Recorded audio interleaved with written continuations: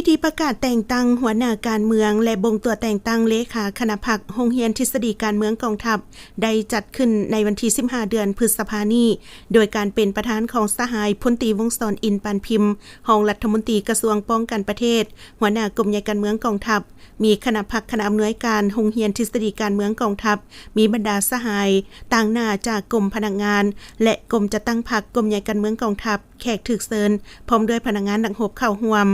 สหายพันโทวันทองธรรมตาลห้องหัวหน้ากรมพนักงานกรมใหญ่การเมืองกองทัพได้ผ่านข้อตกลงว่าด้วยการแต่งตั้งหัวหน้าการเมืองโรงเรียนทฤษฎีการเมืองกองทัพในนี้กระทรวงป้องกันประเทศตกลงอนุมัติให้สหายพลจัตวาห้องศาสตราจารย์ปริญญาเอกคำพายสะพังเหนือหัวหน้าการเมืองโรงเรียนทฤษฎีการเมืองกองทัพพักการรับบำนาญและแต่งตั้งสหายพันเอกทิมสาวดวงจำปาห้องหัวหน้ากรมโฆษณาอบรมกรมใหญ่การเมืองกองทัพเป็นหัวหน้าการเมืองโรงเรียนทฤษฎีการเมืองกองทัพ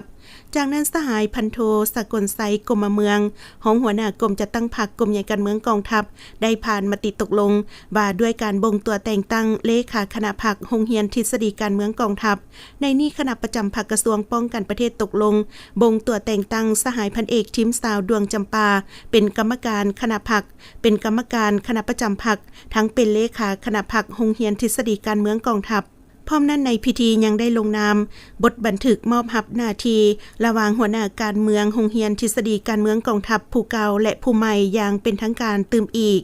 โอกาสนี้สหายพลตรีวงศ์ธรอินทร์ปานพิมพ์ได้อบรมหลายปัญหาสำคัญพร้อมทั้งเฮียงห้องให้ผู้ที่ได้รับหน้าที่ใหม่พร้อมคณะสืบต่อค้นคว้าบรรดาแนวทางนโยบายมติข้อกำหนดกฎระเบียบของภาครัฐและมติว่าด้วย4หน้าที่ใหญ่26แผนงานที่คณะพรรคกระทรวงป้องกันประเทศวางออกมาเป็นบอนอิงเพื่อหันเป็นแผนงานแผนเวียกหมุนไส้เข้าในหน้าที่เวียกงานตัวจริงของกรมกองสืบต่อนำพากรมกองดำเนินการศึกษาอบรมการเมืองนำพาแนวคิดให้ทั่วถึงทุกเป้าหมายด้วยหลายรูปการและเป็นประจำเพิ่มทวีความเป็นเจ้าการต่อหน้าที่การเมืองที่ได้รับมอบหมายหัดแน่นความสามัคคีเป็นปึกแผ่นภายในหมู่คณะบนพื้นฐานแนวทางนโยบายของพรรคระเบียบกฎหมายของรัฐฝึกฝนหล่อหลอมตนเองเพื่อยกสูงคุณภาพเวียงงานรอบด้านและปฏิบัติแนวทางการต่างประเทศหัวมือกับเพื่อนมิตรยุทธศาสตร์เพื่อย่านแยงเอาทุนช่วยเหลือและวิชาการด้านต่างๆมาพัฒนากรมกององค์การให้เติบใหญ่เข้มแข็งและทันสมัย